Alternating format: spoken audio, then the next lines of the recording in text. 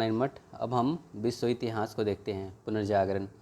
पुनर्जागरण का अर्थ होता है किसी पुरानी व्यवस्था को छोड़कर नई रीति रिवाज अपना लेना। पुनर्जागरण शब्द फ्रांसीसी भाषा के रेनेसॉ शब्द से बना है, जिसका अर्थ होता है दोबारा जाग उठना। पुनर्जागरण की शुरुआत इटली के शहर फ्लोरेंस में हुआ था। पुनर्जागरण की शुरुआत कवि दांते ने किया था। उनकी पुस्तक डिवाइन कॉमेडी में स्वर्ग एवं नर्क के काल्पनिक वर्णन किया गया है।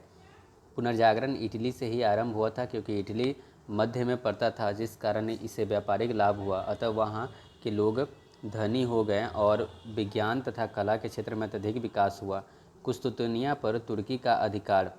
कुस्तुतनिया बेजेंटाइन समाज की राजधानी थी, जो ईसाइयों का एक प्रमुख केंद्र था। कुस्तुतनिया पर मुस्लिम राष्ट्र तुर्की ने अधिकार कर लिया था। अतः तुर्की के विद्वान लोग अपनी कला, संस्कृति, विज्ञान इत्यादि को बचाने के लिए इटली में ही शरण लिए, जिससे इटली के लोगों को नए विचारों से परिचय हुआ। यूरोप में पुनर्जागरण का कारण। मुस्लिम तथा ईसाइयों के बीच धर्म युद्ध हो गया, जिसमें ईसाई पराजित हो गए। अतः वे शरण लेने के लिए नई नई जगहों पर की खोज करने लगे, जिससे उनके विचारों में सुधार आया और उन्हें नए विचार मिले। कुस्तुनतुनिया पर तुर्की का अधिकार होने के कारण यूरोपीय लोग शरण लेने के लिए नए नए जगहों की खोज करने लगे। यूरोप में कई वैज्ञानिक उपकरण तैयार किए गए। दिशा सूचक कंपास। यूरोप में छपाई खाना, प्रिंटिंग प्रेस की खोज हो गई, जिससे विचारों को फैलने में आसानी हुई। पुनर्जागरण की विशेषता। लोग धार्मिक विशेषताओं के स्थान पर विज्ञान, दर्शन, भूगोल जैसे विषयों को पढ़ने में ध्यान दिए। लोग परलोकवाद तथा मोक्ष प्राप्ति के स्थान पर सामाजिक मुद्दों पर अधिक ध्यान देने लगे। अंधविश्वास तथा रूढ़िवाद से लोगों का विश्वास उठ गया। पुनर्जागरण के बाद लोग किसी के विचारों पर तर्क वितर्क करते थे। साहित्य के क्षेत्र में पुनर्जागरण। दांते ने डिवाइन कॉमेडी नामक पुस्तक लिखी। पेट्रॉक ने कैवेलियर टेलर्स नामक पुस्तक लिखी। मैकियावेली ने द प्रिंस तथा आर्ट ऑफ वार नामक पुस्तक लिखी। शेक्सपियर ने मर्चेंट ऑफ वेनिस जैसे पुस्तक लिखी। बुरकेसियो ने डेकामेरॉन की कहानी लिखी। स्थापत्य कला के क्षेत्र में पुनर्जागरण। सेंट पीटर गिरजाघर रोम, सेंट पॉल गिरजाघर लंदन, सेंट मार्क गिरजाघर वेनिस जैसे गिरजाघरों का निर्माण पुनर्जागरण के समय हुआ। चित्रकला के क्षेत्र में पुनर्जागरण। राफेल ने मैडोना नामक चित्रकारी बनाई तथा लियोनार्डो दा विंची ने मोनालिसा तथा द लास्ट सपर नामक चित्रकारी बनाई। अब आते हैं विज्ञान के क्षेत्र में पुनर्जागरण। टॉलमी के विचार के अनुसार सूर्य पृथ्वी के चक्कर लगाता है, किंतु पुनर्जागरण के बाद इसके विचारों को काट दिया गया। कोपरनिकस पोलैंड का रहने वाला था। इन्होंने बताया कि सूर्य स्थिर है और पृथ्वी चक्कर लगाती है। कैप्लर जर्मनी का था। इन्होंने ग्रहों की गति संबंधी नियम दिया। न्यूटन जर्मनी का था। इन्होंने गुरुत्वाकर्षण का नियम दिया। गैलीलियो इटली का था। इन्होंने दूरबीन बनाया। मार्को पोलो इटली का था। इन्होंने कुतुबनुमा दिशा सूचक कंपास बनाया। रोजर मेकर जो कि इंग्लैंड के थे, इन्होंने सूक्ष्मदर्शी बनाया। पुनर्जागरण का प्रभाव। पुनर्जागरण के बाद मान्यता में कमी आई। लोग नए जगहों का खोज करने लगे, जिस कारण नए नए उपनिवेश बनने लगे। इस्लाम धर्म पिछड़ने लगा तथा ईसाई धर्म आगे बढ़ने लगा। धर्म सुधार। पुनर्जागरण के बाद धर्म सुधार आंदोलन प्रारंभ हो गया। धर्म सुधार आंदोलन का कोई तत्कालीन कारण नहीं था। धर्म सुधार आंदोलन ईसाई धर्म के मौजूद बुराइयों के विरुद्ध एक आंदोलन था। ईसाई धर्म के कैथोलिक पोप के विरुद्ध सर्वप्रथम जर्मन के निवासी मार्टिन लूथर किंग ने आवाज़ उठाई और 1530 ईस्वी में प्रोटेस्टेंट नामक एक ईसाई धर्म की एक नई शाखा बना दी। मार्टिन लूथर किंग के कारण ही धर्म सुधार आंदोलन सुचारू रूप से सफल रहा। धर्म सुधार आंदोलन के प्रभाव। चर्च के प्रभाव में कमी आई। कैथोलिक धर्म को मानने वाले में कमी आई। पोप की शक्ति में कमी आई। राजा की शक्ति में वृद्धि हुई। चर्च की बुराई में कमी आई। प्रोटेस्टेंट धर्म का उदय हुआ। औद्योगिक क्रांति। औद्योगिक क्रांति की शुरुआत 18वीं सदी में इंग्लैंड में हुई थी। औद्योगिक क्रांति में उत्पादन के संसाधन में अत्यधिक वृद्धि हुई, जिससे नए नए उद्योग धंधे लगने लगे। इंग्लैंड में औद्योगिक क्रांति के कारण इंग्लैंड के उपनिवेश अधिक थे, जहाँ से इंग्लैंड को लोहा, कोयला इत्यादि आसानी से मिल जाता था। इंग्लैंड अपने उपनिवेश से ही कच्चा माल प्राप्त कर लेता था। इंग्लैंड के वैज्ञानिकों ने कई आविष्कार किए जिससे कि उद्योग बढ़ा, जैसे फ्लाइंग शटल, स्पिनिंग जेनी नामक यंत्र के से सूत काटना, धागा बनाने का कार्य आसान कर दिया। इंग्लैंड किसी भी युद्ध में उतना ही पड़ता था जिससे कि उसका व्यापारिक हित मिल सके। इंग्लैंड के पूंजीपतियों के पास धन की कमी नहीं थी, जिस कारण उद्योग बढ़ते गए।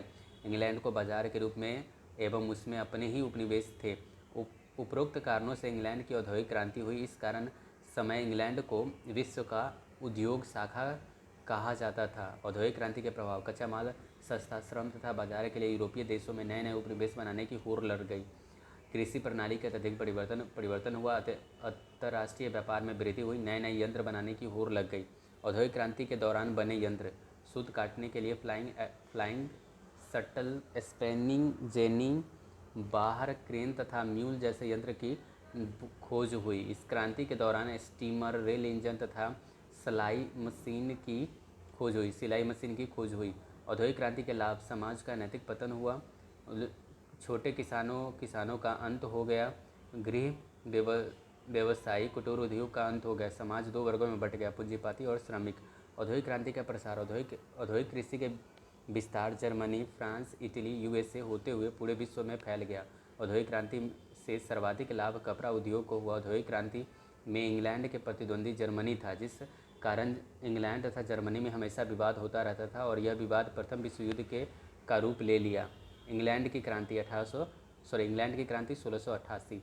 इंग्लैंड की क्रांति को शांतिपूर्ण क्रांति, गौरवपूर्ण क्रांति, रक्तहीन क्रांति तथा ग्लोरियस क्रांति के नाम से जानते हैं, क्योंकि इंग्लैंड की क्रांति में रक्त का एक बूंद भी नहीं बहा था। 11वीं सदी में राजा हेनरी प्रथम ने सलाहकारों का एक मंत्री परिषद का गठन किया, जिसे क्यूरिया रेजिस कहा गया। 1215 में राजा जॉन की नीतियों से असंतुष्ट होकर सामंतों ने, जिसे बैरम कहते थे, एक घोषणा पत्र मैग्ना कार्टा तैयार किया और उसे राजा जॉन से ज़बरदस्ती स्वीकार करा लिया। इस घोषणा पत्र के अनुसार राजा को सलाहकार परिषद के अनुसार ही कार्य करना पड़ता था। 1485 से लेकर 1603 तक ट्यूडर वंश का शासन रहा। इस वंश का शासन अत्यंत निरंकुश था। इस वंश के शासकों ने जनता का दमन किया, जिस कारण जनता मैग्ना कार्टा को भूल गई। 1603 से 1714 ईस्वी तक स्टुअर्ट वंश का शासन रहा। इस वंश के पहले शासक जेम्स वन 1603 से 1625 के समय राजा एवं संसद के बीच विवाद होने लगा, क्योंकि इस अवधि में पुनर्जागरण हो चुका था। जनता तथा राजा के बीच विद्रोह बढ़ता गया। जनता राजा के निरंकुशता को स्वीकार करने के लिए तैयार नहीं थी। जेम्स वन के बाद उसका पुत्र चार्ल्स वन राजा बना 1625 से 1649। चार्ल्स वन के समय जनता खुल के विद्रोह करने लगी, क्योंकि चार्ल्स वन नया नया कर लगाता था। जनता तथा राजा के बीच का विद्रोह गृह विद्रोह के रूप लेने लगा। इंग्लैंड के इस गृह युद्ध में दो गुट बन गए। पादरी, जमींदार तथा राजा एक गुट में थे, जिन्हें कैवेलियर कहा गया। जनता, व्यापारी तथा संसद एक गुट में थे, जिन्हें राउंड हेड कहा गया। जनता का नेतृत्व क्रामवेल कर रहा था और गृह युद्ध में जनता ने चार्ल्स प्रथम को पकड़कर 30 जनवरी 1649 को फांसी दे दी। प्रारंभ में क्रामवेल संसद के अनुसार कार्य कर रहा था, किंतु धीरे धीरे क्रामवेल भी निरंकुश होने लगा। फलस्वरूप जनता शीघ्र ही क्रामवेल के शासन से उब गई थी। क्रामवेल प्यूरिटन धर्म को मानता था और वह जनता पर जबरदस्ती इस धर्म को थोपने लगा। अतः जनता क्रामवेल को हटाकर चार्ल्स द्वितीय को राजा बना दिया। चार्ल्स द्वितीय प्रारंभ में अच्छे से शासन करता रहा, किंतु वह धीरे धीरे निरंकुश होने लगा। चार्ल्स द्वितीय के मृत्यु के बाद जेम्स द्वितीय शासक बना। जेम्स द्वितीय शासन बनते ही निरंकुश हो गया और वह अपने विद्रोहियों का दमन करने लगा। इंग्लैंड की संसद ने हॉलैंड के राजकुमार विलियम ऑफ ऑरेंज तथा जेम्स की पुत्री मेरी को संयुक्त रूप से इंग्लैंड के शासक नियुक्त कर दिया। हॉलैंड के राजकुमार विलियम ऑफ ऑरेंज अपने 15,000 सैनिकों के साथ इंग्लैंड में प्रवेश करने पर इंग्लैंड की जनता उसका स्वागत किया। जेम्स द्वितीय विलियम ऑफ ऑरेंज के डर से इंग्लैंड छोड़कर भाग गया तथा इस कारण 1688 ईस्वी में बिना रक्त बहाए इंग्लैंड की क्रांति सफल हो गई। इंग्लैंड की क्रांति का प्रभाव, राजा तथा संसद के बीच के विवाद को समाप्त किया गया। राजा को औपचारिक प्रधान बनाया गया। राजा तथा संसद के अधिकारों को निर्धारित किया गया। अधिकार घोषणा पत्र 1689। इस घोषणा पत्र के अनुसार राजा संसद के बिना अनुमति ना कोई कानून बना सकता था, ना ही पुराने कानून को समाप्त कर सकता था। राजा बिना संसद के अनुमति से कोई नया कर नहीं लगा सकता था। वित्त तथा सैन्य सेना संसद के नियंत्रण में होगी। नोट: इंग्लैंड की क्रांति विश्व की पहली राजनीतिक क्रांति थी। इंग्लैंड के क्रांति का मुख्य कारण राजा तथा संसद के बीच सत्ता प्राप्त करने का संघर्ष था। अमेरिकी की क्रांति। अमेरिका की क्रांति का मुख्य कारण इंग्लैंड द्वारा उसका शोषण करना था। इंग्लैंड ने अमेरिका को अपना उपनिवेश बनाया था। इंग्लैंड ऐसा ही कानून बनाता था जिससे उसे लाभ हो तथा अमेरिका को हानि हुई। इसी तरह के दो घटना घटी, स्टाम्प्स एक्ट तथा बोस्टन चाय पार्टी। स्टाम्प एक्ट इसे यूएसए ने अस्वीकार कर दिया क्योंकि पार्लियामेंट में संसद का कोई प्रतिनिधि नहीं थे। अतः उन्होंने कहा कि प्रतिनिधि नहीं तो कर नहीं, no tax without tax representative. Boston चाय पार्टी 16 दिसंबर 1773 को घटी।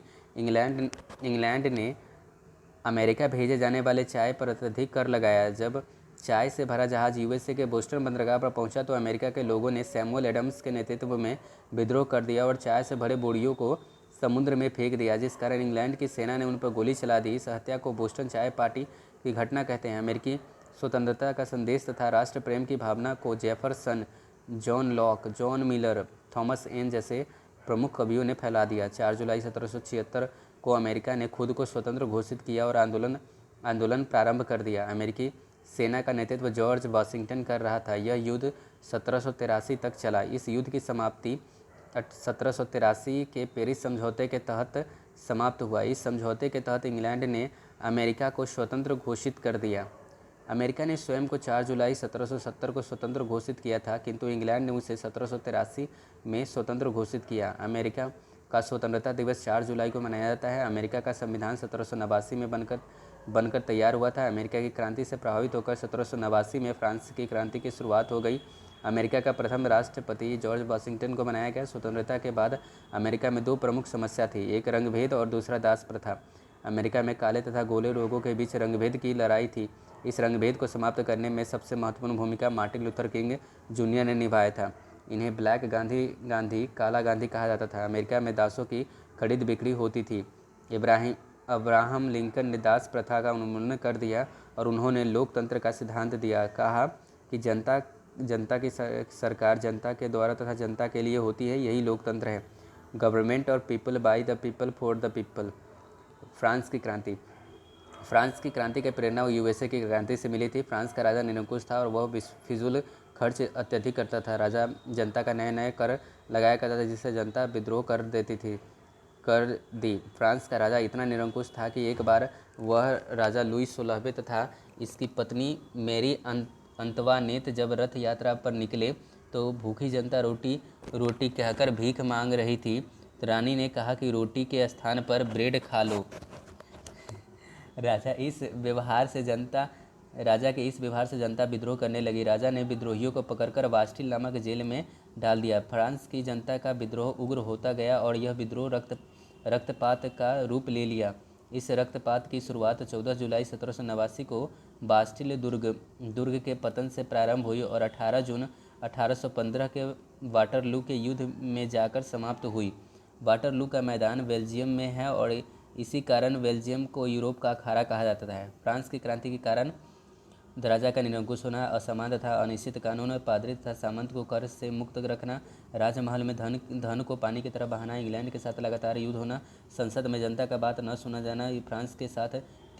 फ्रांस के समाज 3 भागों में बट गया, पादरी वर्ग, कुलीन वर्ग और साधारण वर्ग। फ्रांस के संसद को स्टेटस जनरल कहा गया है। स्टेटस जनरल में 3 सदन थे। एक सदन पादरी का जिसमें कुल 308 सदस्य थे। दूसरा सदन कुलीन वर्ग का था जिसमें 285 सदस्य थे। तीसरा सदन जनता का था जिसमें 621 सदस्य थे। जनता का सदन स्टेटस जनरल में बाईं तरफ था और वे लोग सरकार के विरोध करते थे। अतः तब से यह परंपरा प्रारंभ हो गई कि जो दल सरकार का विरोध करती हैं वे लेफ्ट या वाम दल कहलाती थी। 1789 में राजा ने एक नया कर लाया जो सिर्फ साधारण जनता पर लागू होता था। साधारण जनता पर लगाने का प्रस्ताव था। तृतीय सदन जनसाधारण ने इस कर का विरोध किया, जिस कारण राजा लुई 16वें ने तृतीय सदन को भंग कर दिया। Tennis court oath. जैसे ही राजा ने तृतीय सदन को भंग कर दिया तो तृतीय सदन के लोगों ने टेनिस कोर्ट के मैदान में आकर शपथ लिया कि वे राजा लुई 16वें के शासन का अंत करेंगे।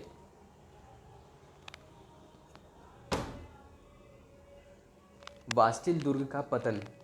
राजा अपने विद्रोहियों को बास्टिल दुर्ग नामक जेल में डाल दिया गया।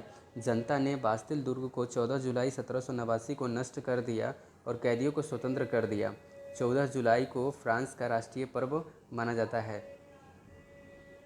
चुड़ैलों का धावा 5 अक्टूबर 1789 को पेरिस की 10,000 महिलाओं ने पेरिस के वर्साय के महल की ओर कूच की। इसी घटना को चुड़ैलों का धावा कहते हैं। फ्रांस की क्रांति में पूरे क्रांतिकारी दो भागों में बांटे गए, जैकोबियन और जीरोदिस्ट। जैकोबियन यह बहुसंख्यक थे तथा हिंसक थे, जीरोदिस्ट यह अल्पसंख्यक थे तथा अहिंसक थे। फ्रांस की क्रांति का नारा था समानता, स्वतंत्रता तथा बंधुत्व। फ्रांस की क्रांति को रूसो, मॉन्टेस्क्यू तथा वाल्टेयर नामक दार्शनिकों ने बढ़ावा दिया। इटली का एकीकरण। इटली के एकीकरण में सबसे बड़ी बाधा ऑस्ट्रिया थी। वह इटली के एकीकरण नहीं होने देना चाहता था। इटली 13 खंडों में बटा था। इटली के एकीकरण में सबसे पहले सार्डिनिया राज्य आगे आया। इटली के एकीकरण का जनक जो था वो जोसेफ मेज़नी को माना जाता है। जोसेफ मेज़नी ने कहा था कि समाज में क्रांति लानी है तो शासन युवाओं को सौंप दे। काउंट डी कैबूर ने 1854 में क्रीमिया युद्ध में भाग लिया और इटली की समस्या का अंतर्राष्ट्रीयकरण कर दिया। इसी के प्रयासों से 1871 में इटली का एकीकरण हुआ। काउंट डी कैबूर को इटली का बिस्मार्क कहा जाता है। गैरिबाल्डी को इटली का एकीकरण का तलवार कहा जाता है। इसे एक विशेष प्रकार के सेना का गठन किया जिसे लाल कुर्ती सेना कहा गया। फ्लोरेंस नाइटिंगेल का संबंध क्रीमिया युद्ध से था। फ्लोरेंस नाइटिंगेल को लेडी विथ द लैम्प कहा जाता है। जर्मनी का एकीकरण। जर्मनी का एकीकरण का संदेशवाहक नेपोलियन को माना जाता है। इसी ने जर्मनी में राष्ट्रीयता की नींव डाली थी, जबकि फ्रांस जर्मनी के राइनलैंड पर अधिकार किए हुए था। तब फ्रांस जर्मनी के एकीकरण नहीं होने देना चाहता था। जर्मनी का एकीकरण बिस्मार्क ने किया, जो फ्रांस के शासक विलियम का प्रधानमंत्री था। प्रसा ने विश्व में सबसे पहले शिक्षा को अनिवार्य बना दिया था। 1848 में जर्मनी के संविधान के निर्माण के लिए संविधान सभा का गठन हुआ। जर्मनी के संविधान को वीमर संविधान कहते हैं। जर्मनी के शासक को चांसलर कहा जाता है। जर्मनी के एकीकरण के दौरान ऑस्ट्रिया तथा प्रसा के बीच 1886 में युद्ध हुआ। इस युद्ध में ऑस्ट्रिया पराजित हो गया और ऑस्ट्रिया को जर्मनी के अंग बना लिया गया। प्रसा तथा फ्रांस के बीच एकीकरण के लिए 1870 में युद्ध हुआ। इस युद्ध में फ्रांस की पराजय हुई। इस युद्ध के बाद 1871 में फ्रैंकफर्ट की संधि द्वारा जर्मनी का एकीकरण संपन्न हो गया। बिस्मार्क ने जर्मनी के एकीकरण करने के बाद वहां के शासक का चांसलर का राज्याभिषेक पेरिस के वायसराय महल में करवाई। रूस की क्रांति। रूस की क्रांति 2 चरणों में हुई थी। 1904-5 के रूस युद्ध में जब रूस जापान से हार गया तो रूस की अर्थव्यवस्था पूरी तरह से प्रभावित हुई। रूस के शासक को जार कहा जाता था।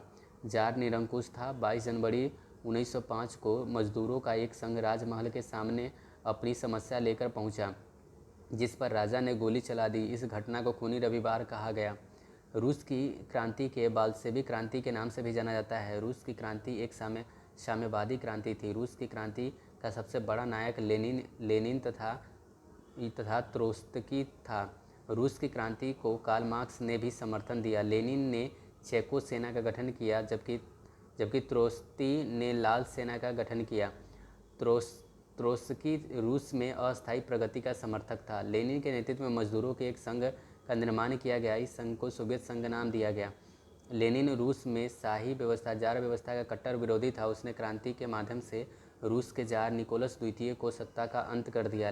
लेनिन की मृत्यु 21 जनवरी 1924 को हो गई। हालांकि रूस की क्रांति 1917 में ही सफल हो गई थी।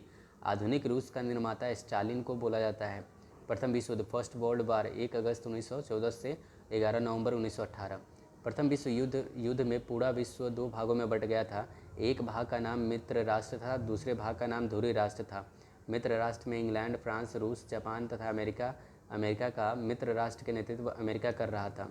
धुरी राष्ट्र के अंतर्गत जर्मनी, इटली, ऑस्ट्रिया तथा हंगरी धुरी राष्ट्र के नेतृत्व कर रहे थे। अब आते हैं हम आगे। मित्र राष्ट्रों ने इटली को लालच दिया कि वे युद्ध समाप्ति के बाद इटली के कुछ भूमि देंगे, किंतु उन्होंने इटली को कुछ भी नहीं दिया। प्रथम विश्व युद्ध के तत्कालीन कारण ऑस्ट्रिया के राजकुमार फर्डिनेंड की हत्या थी। 28 जून 1914 को बोत्सवाना की राजधानी सेराजेवो में कर दिया गया था। यह घटना को सेराजेवो हत्याकांड कहा जाता है। प्रथम विश्व युद्ध में कुल 37 देशों ने भाग लिया। पूरा विश्व इनमें भाग नहीं लिया, किंतु पूरे विश्व की अर्थव्यवस्था को प्रभावित किया गया, अतः इसे विश्व युद्ध कहा जाता है। इस युद्ध की शुरुआत 1 अगस्त 1914 को जर्मनी द्वारा रूस के आक्रमण से होता है। रूस पर आक्रमण से होता है। जर्मनी एवं फ्रांस 3 अगस्त को युद्ध कर लिए।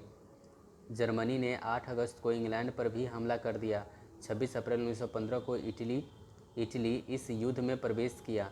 इस युद्ध में सबसे अंत में 6 अप्रैल 1917 को अमेरिका प्रवेश किया, क्योंकि अमेरिका के जलयान को जर्मनी की पनडुब्बी यू बोलस ने डुबो दिया था। इस युद्ध पूर्ण रूप से वर्साय की संधि के द्वारा जून 1919 में समाप्त हुआ। वर्साय की संधि, यह संधि फ्रांस की पेरिस में स्थित वर्साय महल में हुआ। यह संधि जर्मनी पर जबरदस्ती थोपी गई। इस संधि की शर्तें निम्नलिखित थी। जर्मन की सेना 1 लाख से अधिक नहीं हो सकती। जर्मन कभी भी घातक हथियार नहीं रख सकता। जर्मन के युद्ध के दौरान मित्र राष्ट्र द्वारा किए गए खर्च का वहन करना पड़ेगा। जर्मनी को राइनलैंड रूर घाटी जैसे कोयला क्षेत्र को फ्रांस को 15 वर्षों के लिए दे दिया। यह संधि ही द्वितीय विश्व युद्ध के जैसे विशाल वृक्ष के ब्रिज के समान कार्य किया। तुर्की गणराज्य, तुर्की को यूरोप का मरीज कहा जाता है। यह एशिया तथा यूरोप दोनों में पड़ता है। यह एक मुस्लिम देश है। प्रथम विश्व युद्ध के पहले अंग्रेजों ने यह वादा किया था कि तुर्की का विभाजन नहीं होगा, किंतु प्रथम विश्व युद्ध के बाद सेवर्स के संधि द्वारा तुर्की को मित्र राष्ट्रों ने आपस में बांट लिया। इस संधि का मुस्तफ़ा कमाल पाशा ने विरोध किया। इस संधि के खिलाफ भारत में भी खिलाफत आंदोलन चलाया गया। अक्टूबर 1923 को तुर्की को गणराज्य घोषित कर दिया गया, अर्थात अब तुर्की में राजा न होकर चुनाव के द्वारा राष्ट्र प्रमुख की व्यवस्था की गई। अप्रैल 1924 में तुर्की संविधान बनाया गया और मुस्तफ़ा कमाल पाशा को राष्ट्रपति बनाया गया। मुस्तफ़ा कमाल पाशा को आधुनिक तुर्की का राष्ट्रपति अतातुर्क कहा जाता है। इटली में फांसीवाद, इटली में फांसीवाद का जनक मुसोलिनी को माना जाता है। मुसोलिनी ने फांसीवाद की शुरुआत इटली के मिलान शहर से किया। मुसोलिनी का पुत्र का नाम डोमिनियो मुसोलिनी था। इसे ड्यूस कहकर बुलाया जाता था। मुसोलिनी अपनी सेना अधिकारियों को डियाज कहकर बुलाता था।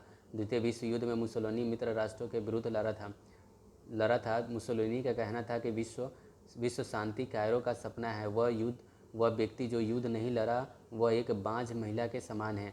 फांसीवादी का अर्थ होता है एक सुदृढ़ राष्ट्र का स्थापना। फांसीवादी के मानने वाले लोग जाति के उच्चतर में विश्वास रखते थे। 28 अप्रैल 1945 को मुसोलिनी को कैद कर फांसी दे दी गई। इस प्रकार इटली का फांसीवाद का अंत हो गया। जर्मनी में नाजीवाद, जर्मनी में नाजीवाद का जनक एडोल्फ हिटलर था। इसने नाजी दल की स्थापना 1921 में की। 1923 में हिटलर ने म्यूनिख शासक का सत्ता पलट किया, किंतु असफल रहा, जिस कारण हिटलर को बंदी बना लिया गया। जेल में हिटलर ने अपनी आत्मकथा मीन कैंप लिखी, जिसका अर्थ होता है मेरा संघर्ष जर्मनी भाषा में। 1982 ईस्वी में जर्मनी का पीएम हिटलर बना। 1932 ईस्वी में जर्मनी का पीएम हिटलर बना और अप्रैल 1933 में हिटलर ने जर्मनी के लिए एक सुरक्षा परिषद का गठन किया और उसका अध्यक्ष बना। हिटलर एक गुप्तचर व्यवस्था प्रारंभ किया जिसे गेस्टापो कहते हैं। हिटलर का नारा था एक राष्ट्र एक नेता। हिटलर यहूदी धर्म का कट्टर विरोधी था, अतः उसे फ्यूहरर कहते हैं। आर हेंस ने कहा कि जर्मनी मतलब हिटलर और हिटलर मतलब जर्मनी। जो हिटलर के प्रति वचनबद्ध है वो जर्मनी के प्रति भी वचनबद्ध है। हिटलर ने वर्साय की सारी संधि तोड़ दिया। उसने अपने सेना का सशक्तिकरण करने लगा। हिटलर को लड़ाकू जहाज को लुफ्तवाह कहते थे। हिटलर की पनडुब्बी को यू बोटस कहते थे। पनडुब्बियों में पेट्रोल भरने वाली छोटी जहाज को मिक्कू कहते थे। द्वितीय विश्व युद्ध के दौरान जर्मनी मित्र राष्ट्रों की सेना में चारों ओर से घिर गया और 30 अप्रैल 1945 को हिटलर अपनी पत्नी ईवा ब्राउन के साथ आत्महत्या कर लिया। इस प्रकार जर्मनी में नाजीवाद का अंत हो गया। द्वितीय विश्व युद्ध, सेकेंड वर्ल्ड वार 1939 से 45। द्वितीय विश्व युद्ध के मुख्य कारण वर्साय की संधि द्वारा जर्मनी का अपमान था। द्वितीय विश्व युद्ध का तत्कालीन कारण जर्मनी का पोलैंड पर आक्रमण था। युद्ध में कुल 61 देशों ने भाग लिया। यह युद्ध 1 सितंबर 1939 को प्रारंभ हुआ और 2 सितंबर 1945 को समाप्त हुआ। युद्ध में 61 देश 2 गुटों में बटे थे, मित्र और धुरी राष्ट्र। मित्र राष्ट्र में यूएसए, इंग्लैंड, फ्रांस और रूस थे। धुरी राष्ट्र में जर्मनी, इटली तथा जापान थे। जापान तथा चीन के बीच मंचूरिया क्षेत्र पर अधिकार के लिए युद्ध हो गया, अतः चीन जापान के विरुद्ध लड़ा। इस प्रकार प्रत्यक्ष रूप से चीन मित्र राष्ट्रों के साथ था। इस युद्ध में जापान ने अमेरिका का हवाई द्वीप पर स्थित पर्ल हार्बर नामक नौसैनिक केंद्र को तबाह ध्वस्त कर दिया।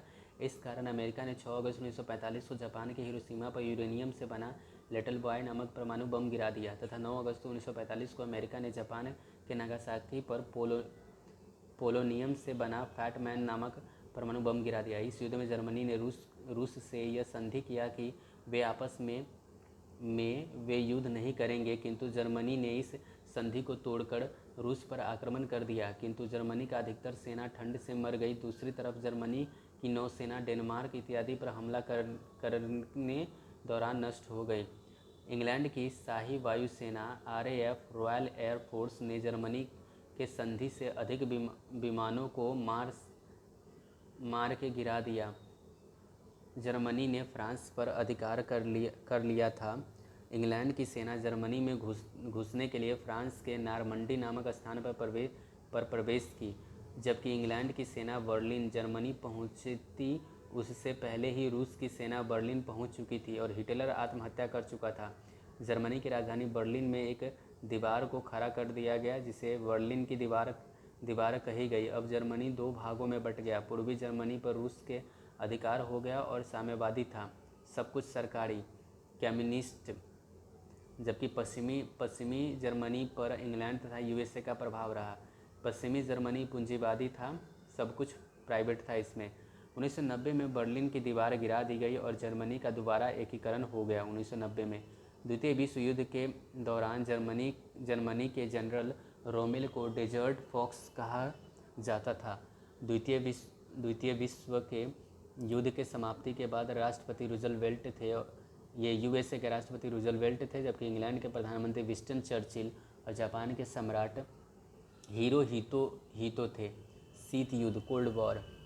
द्वितीय विश्व युद्ध के समाप्ति के बाद 1945 से 1991 तक जो वाक युद्ध बातचीत चला उसे शीत युद्ध कहा गया। यह युद्ध अमेरिका और रूस के बीच हो रहा था। इस समय रूस 15 देशों का एक संघ था जिसे सोवियत संघ कहा जाता था। 1991 में सोवियत संघ 15 देशों में टूट गया और शीत युद्ध का अंत हो गया। चीन की क्रांति 1911 में प्रारंभ हुई। इस क्रांति के नायक डॉक्टर sun यat-sen थे। इन्होंने चीन के मंचू वंश के शासन को उखाड़ फेंका था। sun यat-sen ने 1912 में क्योमितांग पार्टी का गठन किया था। 1987 में क्योमितांग पार्टी से साम्यवादी विचारधारा के लोग अलग हो गए, जिस कारण 1928 में चीन में गृह युद्ध हो गया। गृह युद्ध के दौरान कम्युनिस्ट का नेतृत्व माओ त्से तुंग कर रहा था। माओ त्से तुंग एक कट्टर कम्युनिस्ट नेता था। कम्युनिस्टों के दमन के लिए चीन यांग फाइरेक ने साम्यवादी कमांड ब्लू शर्ट आर्मी का गठन किया, किंतु यह कम्युनिस्टों को हरा नहीं सका और चीन के रिजर्व बैंक का सोना लेकर यह फार्मोसा द्वीप भाग गया। फार्मोसा द्वीप का वर्तमान नाम ताइवान है।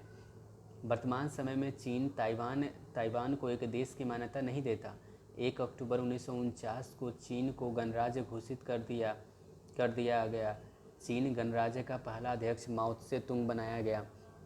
माओ त्से तुंग ने बोला था कि सामाजिक क्रांति बंदूक की नली से निकलती है। माओ त्से तुंग का कहना था कि जहां अधिक लोग रहेंगे वहां अधिक तरह के विचार भी आएंगे। चीन ने जॉन रे के नेतृत्व में खुले द्वार की नीति अपनाया, अर्थात चीन ने देश को पूरे विश्व के व्यापार के लिए खोला। ऐसा करने वाला वह पहला कम्युनिस्ट देश था। नेहरू काल। भारत 15 अगस्त 1947 को आज़ाद हुआ और पाकिस्तान 14 अगस्त 1947 को पैदा हुआ। भारत और पाकिस्तान का विभाजन हुआ। इस विभाजन में अंग्रेज़ों ने एक बड़ी गलती कर दी और उन्होंने कहा था कि जिन्हें पाकिस्तान में रहना है वो पाकिस्तान में चले जाए और जिन्हें भारत में रहना है वो भारत में रह जाए। इसके अलावा उसने यह भी कहा था कि जिसे स्वतंत्र रहना है वो स्वतंत्र रह जाए। इसमें कश्मीर के राजा हरि सिंह की दूरदर्शिता नहीं थी। हरि सिंह के प्रधानमंत्री शेख अब्दुल्ला थे। शेख अब्दुल्ला के कहने पर हरि सिंह कश्मीर को स्वतंत्र रहने के लिए कह दिए। इसी बीच पाकिस्तान ने कश्मीर पर हमला कर दिया और वहाँ कबायली के भेष में आतंकवादियों को कश्मीर में भेज दिया। हरि सिंह नेहरू के पास मदद के लिए आए। सरदार पटेल ने हरि सिंह से 26 अक्टूबर 1947 को विलय पत्र पर हस्ताक्षर कराया और सेना की जिम्मेदारी ब्रिगेडियर उस्मानी को देकर भेज दिया। यह युद्ध 1948 तक चली। जब तक हमारी सेना वहां पहुंची तब तक पाकिस्तान कश्मीर का 30% हिस्सा कब्जा कर चुका था और वहाँ से भारत पाक सीमा का निर्धारण हो गया। जवाहरलाल नेहरू ने इस मुद्दे को यूएनओ में ले जाकर बहुत बड़ी गलती कर दी। आज तक यह मुद्दा यूएनओ में लटकी हुई है। शेख अब्दुल्ला के कहने पर हरि सिंह ने भारत से कश्मीर के लिए अलग संविधान बनाने की मांग की और उसमें बहुत सारी शर्तें रखी, जिसमें जम्मू कश्मीर की सीमाएं भारत की सीमाएं हैं। जम्मू कश्मीर में भारत की कोई संविधान लागू नहीं होगा, यहाँ राष्ट्रपति का शासन लागू नहीं होगा, यहाँ राष्ट्रीय आपात लागू नहीं होगा, बाहर के लोग यहाँ आकर हमेशा के लिए बस नहीं सकते। सबसे ख़राब बात यह कहा गया कि पाकिस्तान की कोई लड़की यदि जम्मू कश्मीर में आकर शादी करती है तो जम्मू कश्मीर की नागरिकता दे दी जाएगी, लेकिन भारत की लड़की यदि जम्मू कश्मीर में शादी करती है तो उसे नागरिकता नहीं दी जाएगी। हरि सिंह की मृत्यु हो गई और जम्मू कश्मीर की बागडोर शेख अब्दुल्ला के हाथ में चली गई। भारत के अंदेशा इस बात का था कि अगर चीन से युद्ध न हो तो सब कुछ सही हो जाएगा, किसी भी तरह चीन से युद्ध टाला जाए। जवाहरलाल नेहरू उस समय भारत के प्रधानमंत्री थे। उन्होंने सोचा कि हम कैसे भी करके चीन के साथ युद्ध को टाल देते हैं। इन्होंने चीन के साथ एक समझौता किया जिसे पंचशील समझौता कहते हैं। पंचशील समझौता 1954 में हुआ था। यह समझौता जवाहरलाल नेहरू तथा चीन के राष्ट्रपति चाउ मेन लाई के साथ हुआ। इस पंचशील समझौते में 5 बातें कही गई। इस समझौते में यह बात कही गई थी कि कभी भी भारत चीन के बीच युद्ध न हो सके। उस समय हमारे भारतीय वैज्ञानिक होमी जहांगीर भाभा थे।